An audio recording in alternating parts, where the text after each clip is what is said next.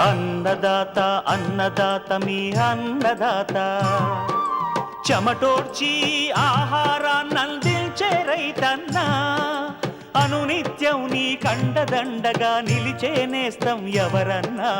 అన్నదాత అన్నదాత మీ అన్నదాత.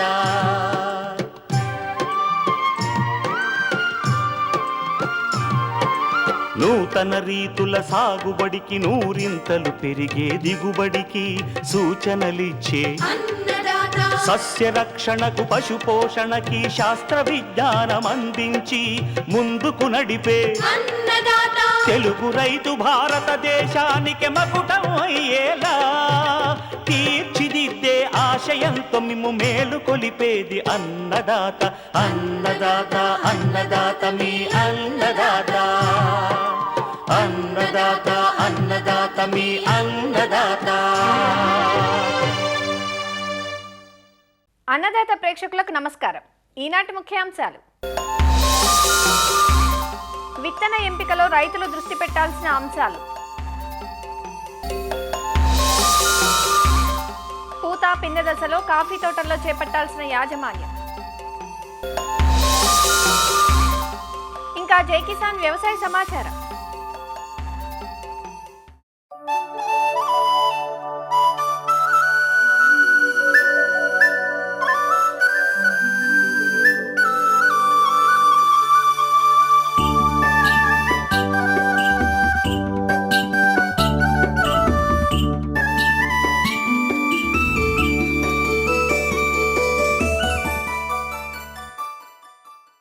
రైతులు మేలైన పంటను పండించాలంటే అందుకు మొదటి మెట్టు నాణ్యమైన విత్తనం ఎంపిక.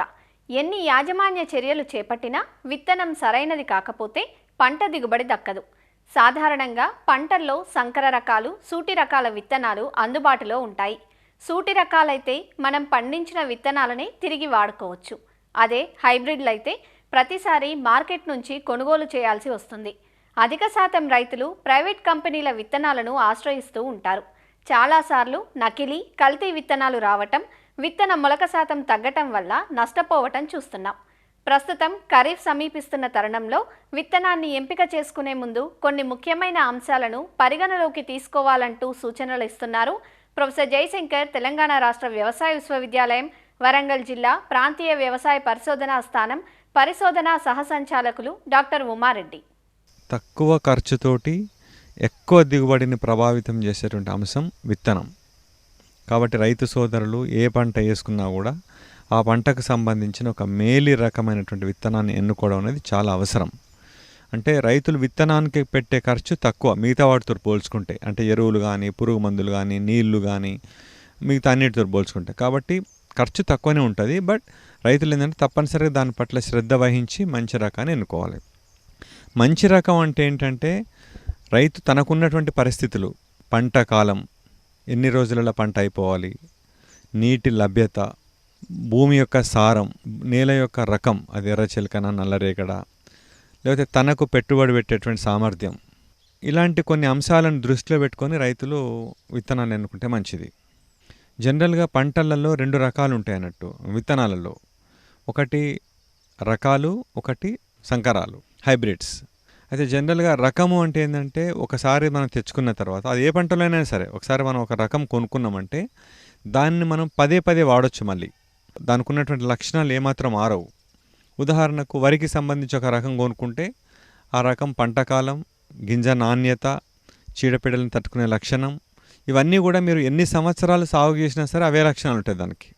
అలా కాకుండా ఒక హైబ్రిడ్, ఉదాహరణకు పత్తికి సంబంధించిన ఒక హైబ్రిడ్ కొనుక్కున్నాం అనుకోండి, ఆ హైబ్రిడ్ ఈ సంవత్సరం ఇచ్చిన దిగుబడి నెక్స్ట్ ఇయర్ ఇవ్వాలని లేదు. ఈ సంవత్సరం కాయ సైజు కానీ లేదా చీడపీడల ఉధృతి కానీ అది తట్టుకున్నట్టుగా నెక్స్ట్ ఇయర్ ఉండాలని లేదు. ఎందుకంటే అది హైబ్రిడ్ కాబట్టి. కాబట్టి హైబ్రిడ్స్ను పదే పదే మార్చాలి. ప్రతి సంవత్సరం మనం కొత్త హైబ్రిడ్ కొనుక్కోవాల్సిందే. అదే హైబ్రిడ్ అయినప్పటికీ సీడ్ మళ్ళీ కొత్తగా కొనుక్కోవాలి మనం. అదే రకం అయితే మాత్రం కొనాల్సిన అవసరం లేదు. ఈ సూచన రైతాంగం అందరికీ తెలిసి ఉండాలి. కానీ రైతులు ఈ విషయాన్ని పట్టించుకోకుండా ముఖ్యంగా పెసళ్ళు కానీ, మినుములు కానీ, కందులు కానీ, నువ్వులు కానీ, జొన్నలు కానీ, వేరుశెనగ కానీ, వరి కానీ, ఈ అన్నిట్లలో కూడా ఒక్కసారి మీరు రకాన్ని తీసుకెళ్ళిందంటే ఆ రకం మీకు అన్ని రకాలుగా నచ్చితే అంటే మీకు దిగుబడి కానీ, పంట కాలం కానీ, నీటి ఇవన్నీ కూడా మీకు మంచిగా అనిపిస్తే దాన్ని ఒక 5-6 సంవత్సరాలు వాడొచ్చు మీరు. మళ్ళీ అదే రకాన్ని మళ్ళీ కొనాల్సిన అవసరం లేదు. కానీ మీ రైతులు ప్రతి సంవత్సరము వాళ్ళు పండించిన దాన్ని తక్కువ రేటుకు అమ్ముకుంటారు మార్కెట్లో, మళ్ళీ ఎక్కువ రేటు పెట్టి అదే రకాన్ని మళ్ళీ కొంటారు రైతులు. ఉదాహరణకు వరి అనుకోండి, వరి లోపల వరంగల్ 962 అనే రకం మీరు కొనుక్కున్నారు, మీకు బాగా నచ్చింది, దాన్ని మీరు మళ్ళీ వాడొచ్చు మీరు. అంటే మీ పొలంలోనే కొంత ఒక మడిని సెలెక్ట్ చేసుకొని ఆ మడి లోపల చీడపీడలు ఆశించింది మంచి రంగులో ఉన్నటువంటి కొన్ని ఎన్నులను కట్ చేసి దాన్ని ఆరబెట్టుకొని వాడుకుంటే అంతకంటే మంచి రకం ఇవ్వరు మీకు, ఏ శాస్త్రవేత్త కూడా ఇవ్వరు మీకు. కానీ మీరు అలా పండించిన రకాన్ని మార్కెట్లో 2300 కింటా అమ్మేసి మీరు అదే రకాన్ని మళ్ళీ మా దగ్గర కొన్నప్పుడు 5000 రూపాయలకు ఉంటే మీరు కొనాల్సి వస్తుంది. ఒక 20 కిలోల సంచి మేము 1100 రూపాయలకు అమ్ముతాం మీకు. ఇంకోటి రకాలు చాలా వరకు మనం తీసుకునేటప్పుడు అది చీడపీడలను కంప్లీట్ అంటే రెసిస్టెన్సా లేకపోతే ససెప్టబులా, అంటే కొంత మేరకు తట్టుకుంటుందా అసలు పూర్తిగా రాకుండా ఉంటుందా అనే విషయం కూడా తెలుసుకోవాలి. ఉదాహరణకు వరంగల్ 42 అని ఒక రకం ఉంది, అది ఎల్లో మొజాయిక్, దాన్ని రెసిస్టెంట్, దానికి రాదు అసలు. అంటే మొత్తం చెలకలో ఒక 1-2% కంటే ఎక్కువ డ్యామేజ్ ఉండదు మనకు. కొన్ని ఏంటంటే తట్టుకుంటాయి, అంటే వస్తుంది పరిస్థితులు కనుక అనుకూలంగా లేకపోతే మళ్ళీ ఆ రకం వస్తుంది. కాబట్టి తర్వాత సీడ్ని బ్లేమ్ చేయాల్సిన పని లేదు, అది రెసిస్టెంటా ససెప్టబులా తెలుసుకొని, ఒకవేళ రెసిస్టెంట్ అయితే మనం తప్పనిసరి కొనుక్కోవచ్చు, ససెప్టబుల్ అయితే మాత్రం తగిన యాజమాన్య పద్ధతులు చేపట్టాలి మనం. చాలా రకాలు చాలా మేరకు తట్టుకుంటాయి, అంత రెసిస్టెన్స్ చాలా తక్కువ ఉంటుంది. ఇప్పుడు ఉదాహరణకు వరి అనుకోండి, వరి లోపల అసలు కంప్లీట్ రెసిస్టెన్స్ అంటే బ్లాస్ట్ రెసిస్టెన్స్, అగ్గి తెగులు తట్టుకునే రకాలు ఉంటాయి. కాండం దొల్చే పురుగు కానీ, ప్లస్ దోమపోటు కానీ, లేకపోతే ఎండాకు తెగులు కానీ, కాండం కుళ్ళు ఇవన్నీ వస్తాయి. కొంతమేరకు కొన్ని రకాలు తట్టుకోవచ్చు, బట్ రావడానికి అవకాశం ఉంది. తట్టుకోవడం వేరు, రెసిస్టెన్స్ వేరు. సో అది కూడా రైతాంగం తప్పనిసరిగా గుర్తుపెట్టుకొని అలాంటి, ఎందుకంటే తర్వాత మీరు బ్లేమ్ చేస్తారు, రకం నేను అట్లా అనుకున్నా అందుకనే కొనుక్కున్నాను అయినా కూడా అది రోగం వచ్చింది దానికని అంటారు. రోగం రాదని చెప్పలేదు, కొంతమేరకు తట్టుకుంటుందని చెప్పినారు, అంతే దాని అర్థం. రైతులు రకాలను కొనుక్కుంటేప్పుడు ఇంకొక అంశం ఏంటంటే అంతా రకమే అని అనుకోవద్దు మనం. అంటే రకం వల్లనే అన్నీ జరుగుతాయి. ఫర్ ఎగ్జాంపుల్ రైతులు అక్కడక్కడ ఏమి వింటారంటే పలానా రైతుకు, ఉదాహరణకు వరి పొలం తీసుకుంటే మన గ్రామంలో ఒక రైతుకు 70 బస్తాలు 80 బస్తాలు వచ్చింది, లేకపోతే పక్క ఊర్లో రైతుకు ఒక 60-70 బస్తాలు వచ్చింది. అప్పుడు ఏమనుకుంటామంటే ఆ రైతు చేసిన శ్రమను మర్చిపోతాం మనం, ఆయన ఏం చేసిండు అనే విషయం మనం అసలు తెలుసుకోకుండా ఏ రకం వచ్చింది ఆయనకు, ఆ రకం పేరేంటో తెలుసుకొని ఆ రకం కొరకు మనం వెంబడి పడుతుంటాం అన్నట్టు. మనం ఆయనకు 60-70 బస్తాలు వచ్చిన రకము, అదే రకం మీకు 70 బస్తాలు రావాలని ఏం లేదు మీకు. ఆయనకు రావడానికి ప్రధానంగా రకం కంటే ఎక్కువ బహుశా ఆయన చేసిన యాజమాన్యం అయి ఉండొచ్చు. అంటే సరి అయిన సమయంలో నారు పోయడం, నాటు పెట్టేటప్పుడు చాలా దగ్గర పెట్టడం, పెట్టాల్సిన పిలకలు పెట్టడం, పెట్టిన తర్వాత ఎరువులను ఒక క్రమ పద్ధతి లోపల వేయడం, చీడపీడలను సరైన సమయం లోపల అరికట్టడం, వీటితో పాటు సరైనటువంటి వాతావరణం అనుకూలించడం. సో ఇలా అనేక అంశాలు ఆ రకం యొక్క సపోర్ట్ చేయడం చేత అంత దిగుబడి వచ్చి ఉంటుంది. అందరూ ఒకే రకాన్ని కోరుకున్నప్పుడు సహజంగా కొరత ఏర్పడుతుంది. కొరత ఏర్పడినప్పుడు ఎవరో ఒకరు కొంత తప్పులు చేస్తారు, దానివల్ల కల్తీ సీడ్ కూడా రావడానికి అవకాశం ఉంటుంది. లేదు ఆ రకం దొరకలేదు అనుకోండి, పోనీ మీరు అనుకున్న రకం దొరకలేదు, మీకున్న రకాన్ని మంచిగా చేయండి, మంచిగా పచ్చి రొట్టె ఎరువులు వేయండి, 25 రోజుల వయసులో నారు పెట్టండి, యూరియా వేసేటప్పుడు కొంచెం నీళ్ళు తగ్గించి పెట్టండి, కొంచెం తక్కువ యూరియా ఎక్కువ సార్లు వేయండి, జింక్ సల్ఫేట్ని మంచిగా వాడండి, మొగి పురుగు వచ్చేది రాంది కొంచెం ఫిరమోన్ ట్రాప్స్ పెట్టి తెలుసుకోండి, సకాలంలో గుర్తించి సస్యరక్షణ చేపట్టండి. అట్లాగని ఒకటే మందులు కొట్టి బాగా డబ్బులు ఖర్చు పెట్టుకొని అసలు చేయనంత ఒక పురుగు కూడా ఉండొద్దు, అట్లా కూడా పెట్టుకోకండి. వాటి వల్ల నష్టం లేనంత వరకు మనం కంట్రోల్ చేయొచ్చు. నష్టం లేనంత వరకు 1-2 పురుగులు ఉన్నా మనకు వచ్చే నష్టం లేదు మనకి. వీలైనంత వరకు మనకు తెలిసిన వాళ్ళ దగ్గర కొనుక్కుంటే బెటర్. అంటే మన పొలం మన ఊర్లో కానీ లేకపోతే మన పక్క ఊర్లో కానీ ఇట్లా, ఎందుకంటే ప్రాబ్లం వచ్చినా కూడా మనకు అడ్రస్ చేసుకోండి ఈజీ. ఎక్కడనో కొంటే కష్టమవుతుంది. ఇంకోటి ఏ రకం కొనుక్కున్నా సరే తప్పనిసరిగా బిల్లు మీద ఆ రకం పేరు రాయించాలి, ఆ బిల్లుని దాచిపెట్టుకోవాలి మనం. లేకపోతే ఏంటంటే మనకి ఏదైనా ఇబ్బంది వచ్చినప్పుడు దాన్ని లీగల్గా ప్రొసీడింగ్స్ వెళ్ళాలంటే కష్టమవుతుంది మనకు. సో ఆ రకంగా వాటిని కూడా మనం భద్రపరచుకుంటే మంచిది. ముఖ్యంగా తెలంగాణ లాంటి రాష్ట్రాల లోపల ఎక్కడైతే నేలలు, వర్షాపాతం, వాతావరణం చాలా అనుకూలంగా ఉందో ఇక్కడ పండినటువంటి గింజలు కూడా చాలా నాణ్యతగా ఉంటాయి అన్నట్టు. అంటే మొలక శాతం ఇట్లా చాలా బాగుంటాయి, అంటే నిల్వ ఉంచుకోవచ్చు మనం ఎక్కువ రోజులు. కాబట్టి రైతాంగం వాళ్ళకి పండుతున్నటువంటి పంటలలో మంచి శనగలు కానీ, పెసళ్ళు కానీ, మినుములు కానీ, జొన్నలు కానీ, బొబ్బెర్లు కానీ, వరు కానీ ఇట్లాంటి అన్నీ కూడా రకాలను ఒక్కసారి సెలెక్ట్ చేసుకుని మళ్ళీ వాడచ్చు. అలా కాకుండా మొక్కజొన్న కానీ, పత్తి కానీ, ఈ రెండిట్లలో మాత్రం హైబ్రిడ్ ఒకసారి సెలెక్ట్ చేసుకొని ప్రతి సంవత్సరం సీడ్ కొనాల్సిందే. ఈవెన్ హైబ్రిడ్ అయినా సరే, వెరైటీ అయినా సరే, పలానా రకమే మంచిదని అనేటువంటి ఆలోచన ఎందులోనూ మంచిది కాదు. విత్తనాలు కొనుక్కునే ముందు 2 విషయాలను గుర్తుపెట్టుకోండి. ఒకటి, రకం ఒక్కటే ఇంపార్టెంట్ కాదు, రకానికంటే యాజమాన్యం చాలా ఇంపార్టెంట్, నెంబర్ 1. నెంబర్ 2, అది రకమే కనుక అయినట్లయితే ఒకసారి కొంటే చాలు 5-6 ఏళ్ళు వాడొచ్చు మీరు. ఒకవేళ అది సంకరం అంటే హైబ్రిడ్ కనుక అయినట్లయితే ప్రతిసారి దాన్ని కొనాల్సిందే. ఈ 2 విషయాలు కనుక పెట్టుకున్నట్లయితే మీరు కల్తీ విత్తనాల నుంచి బయటపడి మీరు తప్పనిసరిగా కొంత అధిక ఆదాయం పొంది మంచి నికర ఆదాయం పొందేందుకు అవకాశం ఉంది.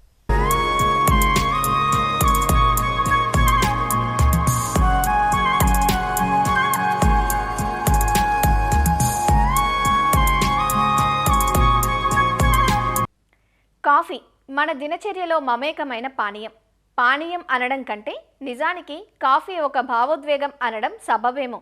అలాంటి కాఫీని మన తెలుగు రాష్ట్రాల్లో పండించే ఒకే ఒక ప్రాంతం అరకులోయ. ప్రకృతి ఒడిలో పచ్చని రంగవల్లికలా మెరిసిపోయే అరకులోయ పర్యాటకానికే కాదు, గుమగుమలాడే కాఫీకి కూడా కేర్ ఆఫ్ అడ్రస్గా మారింది ఇప్పుడు. ఎంతలా అంటే మన్యం రైతుకు కాఫీ కేవలం ఒక పంట కాదు, అది వారి ఆత్మగౌరవానికి ప్రతీకగా మారింది నేడు. లాభసాటి వాణిజ్య పంటగా మారిన కాఫీ సాగులో నాణ్యమైన దిగుబడులు సాధించాలంటే మొక్కల పెంపకంలో దశలవారీ సంరక్షణ ఎంతో కీలకం. కాఫీ తోటలు ప్రస్తుతం పిందెలు కట్టి గింజ గట్టిపడే కీలకమైన దశలో ఉన్నాయి. ఈ సమయంలో చేపట్టే కొమ్మల కత్తిరింపులు, పోషక యాజమాన్యం మరియు నేల సంరక్షణ చర్యలపైనే రాబోయే పంట నాణ్యత, బరువు ఆధారపడి ఉంటాయి.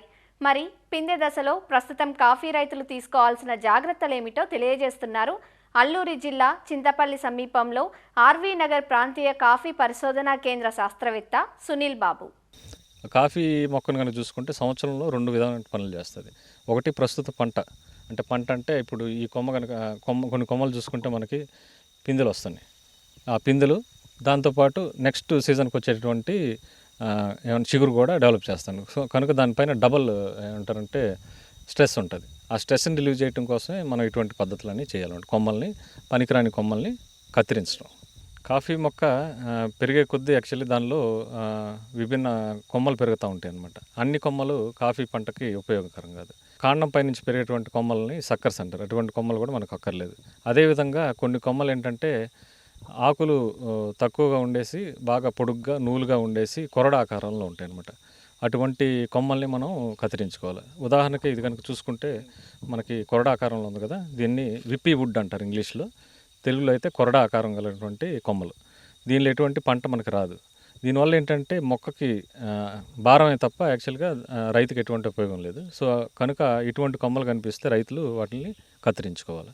ఇట్లా మనం ఎండిపోయినటువంటి కొమ్మల్ని తొలగించుకోవాలి. ఈ ఎండిపోయిన కొమ్మల్లో తెగుళ్ళ తాలూకు, పురుగుల తాలూకు ఏమంటారంటే వాటిలో ఇనాకులం అనేది ఉండటానికి ఆస్కారం ఉంటుంది. సో మనం మొక్కల్లో ఎండిపోయిన కొమ్మలు తొలగించి వాటి నుంచి భారం తగ్గించాలన్నమాట. దీంతో పాటు ఏంటంటే మొక్కలో ఇవన్నీ ఏంటంటే పిలకలు అంటారు. ఈ పిలకలు అనేది దీనికి పైకి నిటారుగా పెరిగేటువంటి స్వభావం ఉంటుంది. ఇది మెయిన్గా ఏంటంటే కాండం పైన పెరుగుతాయి అన్నమాట. ఓకే, ఇటువంటి పిలకల్ని మనం ఎప్పుడు కనిపిస్తే అప్పుడు కట్ చేసుకోవాలి. సో ఈ పిలకలు నేలలో తేమ ఎప్పుడు ఉంటే అప్పుడు సంవత్సరం మొత్తం వస్తూ ఉంటుంది. దీనికి టైం అనేది లేదు. ఎప్పుడు కనిపిస్తే చిన్న వయసులోనే ఆ పిలకల్ని మనం తొలగించుకోవాలి. సంవత్సరంలో 2 సార్లు చేసుకోవాలి. ఒకటి ఏంటంటే పంట కోసిన తర్వాత ఒక నెల రోజులు గ్యాప్ ఇవ్వాలి. సాధారణంగా చూసుకుంటే కనుక జనవరి కల్లా పంట కాపు కోయటం అనేది పూర్తవుతుంది. అటు తర్వాత ఏంటంటే ఒక నెల అంటే ఫిబ్రవరి తర్వాత, ఫిబ్రవరి అయిపోయిన తర్వాత మార్చిలో ఎప్పుడైతే తొలకరి పడుతుందో, తొలకరి పడిన తర్వాత వెంటనే ఇటువంటి కొమ్మలు ఏవైతే ఉన్నాయో అటువంటి కొమ్మల్ని మనం కట్ చేసుకోవాలి. కొమ్మ చూస్తే ఇటువంటి చేప ముళ్ళు ఆకారంలో ఉండేటటువంటిగా అంటే కనుపుకి 2 వైపులు ఇట్లా చూశారు కదా, ఇట్లా కనుపుకి 2 ఉండేటట్టుగా ఇట్లా చేప ఆకారంలోనే కొమ్మలని పెరగటం మనం రైతులు వాటిని ప్రోత్సహించాలన్నమాట. మార్చి, ఏప్రిల్ నెలలో వర్షాలు వస్తాయి. వర్షాలు వచ్చినప్పుడు మొదటి వర్షం ఏమైతే వస్తుందో సుమారు 40 మిల్లీమీటర్ల వర్షపాతం వస్తే దాన్ని బ్లోజమ్ ఇరిగేషన్ అంటారు. దాని తర్వాత ఏంటంటే అది పూత వస్తుంది 15 రోజులకి. వచ్చిన తర్వాత ఆ పూత పిందిగా నిలదొక్కుకోవడానికి మళ్ళీ ఇంకో 15 రోజులు వర్షం పడాలన్నమాట. దాన్ని బ్యాకింగ్ ఇరిగేషన్ అంటారు. ఈ బ్యాకింగ్ ఇరిగేషన్ కనుక పడకపోతే మళ్ళీ పూతలో డిఫార్మిటీస్ ఏర్పడతాయి. అంటే అదే స్నేక్ మౌత్డ్ ఫ్లవర్స్ అంటారు. అంటే పాము అంటే నాలుక ఎట్లా ఉంటుంది ఆ ఆకారంలో దాని స్టేమెన్ అనేది బయటకు వస్తుంది అనమాట. వాటి వల్ల ఏంటంటే పిందిగా అది ఫలదీకరణ చెందదనమాట. సో అందుకోసం వర్షపాతం అనేది కంపల్సరీగా రావాలి పూత వచ్చిన తర్వాత. పెద్ద మొక్కల్లో అయితే పూత వచ్చినటువంటి తర్వాత 15 రోజులకి వర్షం పడితే పూత పిందిగా నిలదొక్కుంటుంది. ఇదే చిన్న మొక్కల్లో కనుక చూసుకుంటే, ఈ మొక్క కనుక చూసుకుంటే ప్రత్యేకించి ఇది వచ్చేసి 2 సంవత్సరాల మొక్క. ఈ 2 సంవత్సరాల మొక్కలో మనం ఎట్టి పరిస్థితుల్లో కూడా కాపుని మనం అలౌ చేయకూడదు. ఎందుకంటే ఈ మొక్క చాలా బలహీనంగా ఉంటుంది. దీనికి కనీసం 4 సంవత్సరాల తర్వాతే దీని నుంచి పంట అనేది తీసుకోవాలి. ఇప్పుడు ఇది ఏమైతే చూస్తున్నామో ఈ ఈ ఇట్లా పిందెలు రావటం వల్ల ఏంటంటే తదుపరి సంవత్సరాల్లో ఈ యొక్క పక్కన కొమ్మలు ఏవైతే ఉన్నాయో దానిలో మొక్కలు అంత బలం లేకపోవటం వల్ల ఇవన్నీ చివర్ల నుంచి ఎండిపోవటం జరుగుతుంది అనమాట. చాలా వరకు రైతులు ఏంటంటే పంట వచ్చింది కదా అని చెప్పేసి దాన్ని ఉంచేస్తారు. దీనివల్ల ఏంటంటే రాను రాను మనకి కాఫీ మొక్క 45 సంవత్సరాల రైతుతోనే ఉంటుంది. అత్యాశకు పోయి ముందుగానే పంట తీసుకుంటే మొక్క చాలా అనర్థం అనమాట. అందుకోసం ఏంటంటే వర్షం పడిన తర్వాత పూత వర్షం పడిన తర్వాత ఎప్పుడైతే మొగ్గలు వస్తాయో మొగ్గలు వచ్చి క్యాండిల్ స్టేజ్ అంటారు అనమాట. క్యాండిల్ స్టేజ్ అంటే క్యాండిల్ ఆకారంలో ఉంటాయి. ఆ ఆకారంలో ఉన్నప్పుడు మొగ్గల్ని మనం తుంచేయాలి. తీసేయటం వల్ల ఏంటంటే ఈ యొక్క కొమ్మలు మొక్క కూడా బలంగా ఏర్పడుతుంది. పూత వచ్చిన తర్వాత ఒక 15 రోజులు వర్షం పడిన తర్వాత పూత పిందిగా నిలదొక్కుంటుంది. నిలదొక్కున్న తర్వాత ఇది ఏప్రిల్ నెలలో అట్లా పిందిగా మొదలైన తర్వాత దీని జీవనం అనేది సుమారు మనకి ఒక 9 నెలలు అంటే May, June, July, August, September, October, November నెలకి ఇదేంటంటే కాయలాగా డెవలప్ అయ్యి బాగా గింజ నిండుకొని మనకి పంట కోయడానికి రెడీ అవుతుంది అనమాట. సో ఇన్ని ఆల్మోస్ట్ 9 మంత్స్ ఏంటంటే దీనికి పోషకాల సరఫరా అనేది ప్లస్ నీటి ఎద్దడి అనేది ఉండకుండా మనం మొక్కని సంరక్షించుకోవాలి.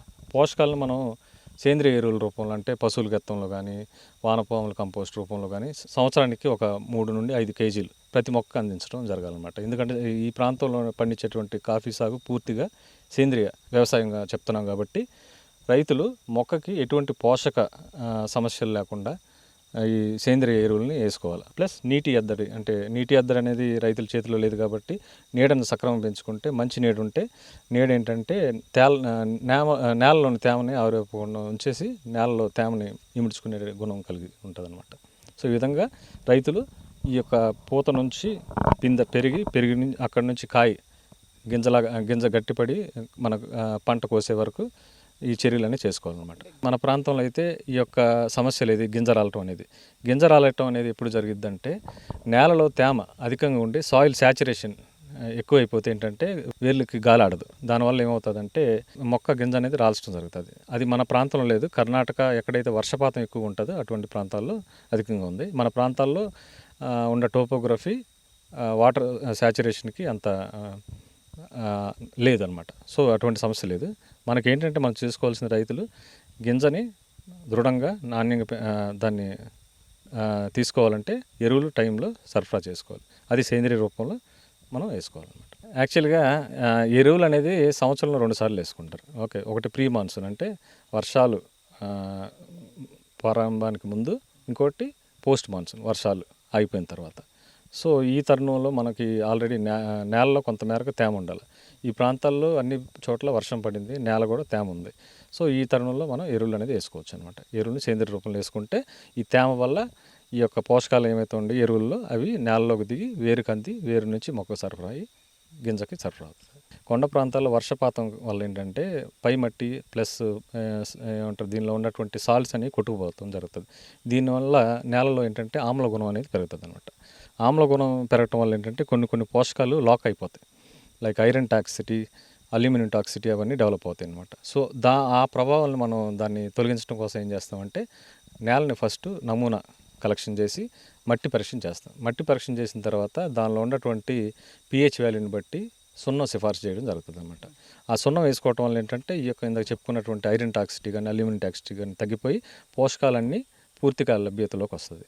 ఈ విధంగా రైతులకి ఈ యొక్క కాఫీ నేల మట్టి పరీక్ష కూడా కాఫీ బోర్డు అందిస్తుంది. ఈ సేవలను కూడా మనకి ఉన్నటువంటి ల్యాబొరేటరీలో ఈ యొక్క ప్రయోగశాలలో ఈ యొక్క మట్టి నమూనాని పరీక్షించి వాళ్ళకి తగినటువంటి పోషకాలు ఈ సున్నంతో పాటు మొక్కకి ఎంత పోషకాలు వేసుకోవాలనేది కూడా సిఫార్సు చేయడం జరుగుతుంది.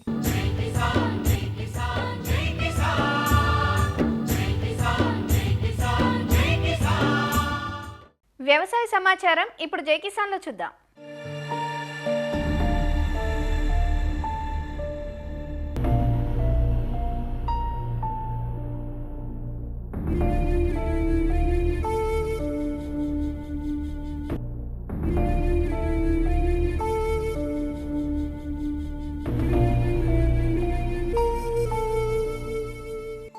మహబూబ్నగర్ జిల్లాలో ఈదురుగాలుల బీభత్సం అన్నదాత ఆరుగాల కష్టాన్ని నేలరాల్చింది. కోతకు సిద్ధమైన తోటంతా నేలమట్టమైంది. వర్షం కంటే భయంకరంగా గాలి వీచి చెట్లన్నీ నేలమట్టమయ్యాయంటూ రైతు కన్నీరు మున్నీరవుతున్నాడు. మహబూబ్ నగర్ జిల్లా కేంద్రం సమీపంలోని అప్పన్నపల్లి వద్ద రైతు బాలకృష్ణ 24 ఎకరాల భూమిని కౌలుకు తీసుకొని బొప్పాయి, టమాటా, చిక్కుడు వంటి పంటలను సాగు చేస్తున్నారు. అందులో 5 ఎకరాల్లో బొప్పాయిని 8 నెలల క్రితం సుమారు 10 లక్షల రూపాయలు పెట్టుబడి పెట్టి నాటుకున్నారు. తీరా కోత చేసే సమయానికి అకస్మాత్తుగా పెనుగాలులు వీచి నిండు కాపుతో ఉన్న చెట్లన్నీ విరిగిపోవడంతో పడ్డ కష్టమంతా వృధా అయిందంటూ రైతు వాపోతున్నారు. గత 14 సంవత్సరాలుగా ఒక 12 ఎకరాలలో కూరగాయలు మరియు పండ్ల తోటలు వ్యవసాయం చేస్తున్నాను. ప్రజెంట్ ఈ బొప్పాయి తోటను 8 నెలల క్రితం నాటానండి. మొత్తం పంట దశలో ఉంది, కోతకు వస్తుంది. ఒక 15 రోజులైంది దాన్ని హార్వెస్టింగ్ ప్రారంభమయ్యి. టోటల్ గా 5 ఎకరాల్లోనూ 100 టన్నుల పంట ఉంటుందండి. 100 టన్నుల పంట కూడా టోటల్ గా కొలాప్స్ అవడం జరిగింది. దీంతో పాటు పక్కనే ఉన్న చిక్కుడు తోట కూడా మొత్తం కొలాప్స్ అయింది. అదేవిధంగా టమాటాకు వేసిన షేనెట్ కూడా గాలికి ఎగిరిపోయింది. 14 సంవత్సరాల కాలంలో ఇంత భారీ విపత్తు నేను మహబూబ్నగర్ జిల్లాలో మొట్టమొదటిసారిగా చూస్తున్నానండి. ప్రస్తుతానికైతే నేను ఇక్కడ కౌలు వ్యవసాయమే చేస్తున్నానండి. ఇది మొత్తం ఇది ఒక 12 ఎకరాలు, ఇది కాకుండా నేను 12 ఎకరాలు, మొత్తం 24 ఎకరాలు కౌలు వ్యవసాయం చేస్తున్నాను. మొత్తం బొప్పాయి తోటకు ప్రత్యేకంగా 10 లక్షల రూపాయలు పెట్టుబడి పెట్టామండి. 10 లక్షల రూపాయలు పెట్టుబడి పెట్టి ఈ 15 రోజుల నుంచి 1 లక్ష రూపాయల పంట హార్వెస్ట్ చేయడం జరిగింది. ఇంకొక 12-13 లక్షల రూపాయల పంట చెట్ల మీద ఉన్నది ఆ విధంగా పడిపోయింది. మనకి ఇంకా అక్కడక్కడ ఒక్కొక్క చెట్టు కనపడుతున్నాయి, కానీ వాటి నుంచి మనం ఏదైనా పంట తీసుకోవడానికి వెసులుబాటు ఉండదు. ఎందుకంటే తోట అంతా బయలైపోయిన తర్వాత మిగతా కాయ అంతా కూడా ఎండ సోడ తగిలి ఉన్న కాయ అంతా పాడైపోతుంది. పంట పోవడం ఒక ఎత్తు అయితే ఇప్పుడు దీన్ని డిస్మెటల్ చేయాలి. మళ్ళీ మొత్తం అంతా కూడా ఇప్పుడు 15 లక్షల రూపాయల పంట నష్టం ఉంటుంది. ఈదురుగాలుల బీభత్సానికి ధ్వంసమైన బొప్పాయి తోటను ఉద్యాన శాఖ అధికారులు పరిశీలించారు. భారీ వర్షాల కారణంగా తోటలు దెబ్బతిన సందర్భాలు గతంలో ఉన్నప్పటికీ ఈదురుగాలుల తీవ్రతతో మొత్తం బొప్పాయి తోట నేలమట్టం కావడం మొదటిసారి చూస్తున్నామన్నారు. పంట నష్టాన్ని ప్రకృతి విపత్తు కింద అంచనా వేసి ప్రభుత్వానికి నివేదిక సమర్పిస్తామని వెల్లడించారు. ఇక్కడ బాలకృష్ణ గారి ఫీల్డ్ లో క్రాప్ డ్యామేజ్ జరిగిందని చూడడానికి వచ్చాము. 5 acres లో పపాయ కల్టివేట్ చేస్తున్నారు ఫార్మర్. చాలా క్రాప్ డ్యామేజ్ జరిగింది. ఎప్పుడు కూడా గతంలో చూసుకున్నట్లయితే మనకి వర్షం వల్ల క్రాప్ డ్యామేజ్ ఉండేది, కానీ ఇప్పుడు గాలి వల్ల, వర్షం ఎఫెక్ట్ కంటే గాలి వల్ల చాలా డ్యామేజ్ జరిగింది. ఈయనకి ఇన్వెస్ట్మెంట్ కాస్ట్ కి ఒక 8 lakhs వరకు ఇన్వెస్ట్ చేసి ఉంటారు. 12 lakhs వరకు వచ్చేది అనమాట. ఇంకొక 10-15 days ఉంటే క్రాప్ చేతికి వచ్చి బాగా ఈల్డింగ్ వస్తే మంచి రేట్ వచ్చేది. ఆల్మోస్ట్ 70-75% డ్యామేజ్ జరిగింది. యాక్చువల్ గా ఈ ఫార్మర్ కి మనము ఏరియా ఎక్స్పాన్షన్ పపాయ ద్వారా మనము సబ్సిడీ కూడా ఇవ్వడం జరిగింది. ఫస్ట్ ఇయర్ సబ్సిడీ ఒక 36,000 2 hectares కి కలిపి. క్రాప్ డ్యామేజ్ అయితే రిపోర్ట్ చేస్తాం మేము. SDRF లేదా NDRF అంటే నేషనల్ డిజాస్టర్ రిలీఫ్ ఫండ్ కానీ స్టేట్ డిజాస్టర్ రిలీఫ్ ఫండ్ కింద ఏమైనా క్రాప్ డ్యామేజ్ ఇప్పించడానికి చూస్తాము, రిపోర్ట్ చేస్తాం. అబౌవ్ 33% ఉంటే క్రాప్ డ్యామేజ్ కనుక మనకి డెఫినెట్ గా అమౌంట్ వస్తుంది. అయితే పర్ హెక్టార్ 17,000 ఇరిగేటెడ్ దానికి అష్యూడ్ ఇరిగేటెడ్ ఉన్న ఫీల్డ్స్ కి రిలీఫ్ రావచ్చు. లక్షల్లో పెట్టిన పెట్టుబడంతా ఈదురుగాలికి నేలమట్టమైపోయిందని ప్రభుత్వం స్పందించి తగిన నష్టపరిహారం అందించాలని రైతు కోరుతున్నాడు.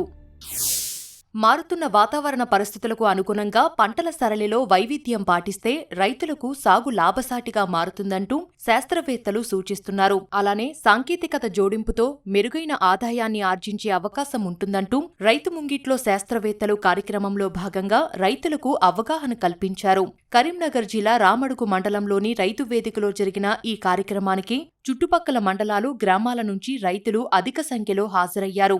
రైతు ముంగిట్లో శాస్త్రవేత్తలు అనేటువంటి ఈ యొక్క కార్యక్రమాన్ని వ్యవసాయ ప్రొఫెసర్ జయశంకర్ తెలంగాణ వ్యవసాయ విశ్వవిద్యాలయము మరియు వ్యవసాయ శాఖతో కలిపి రైతు ముంగిట్లో శాస్త్రవేత్తలు అనేటువంటి కార్యక్రమాన్ని నేరుగా రైతు యొక్క దగ్గరికి వెళ్ళి మనము రైతులకు అవగాహన అనేటువంటిది కల్పించడానికి చేస్తున్నటువంటి ఒక ప్రయత్నం.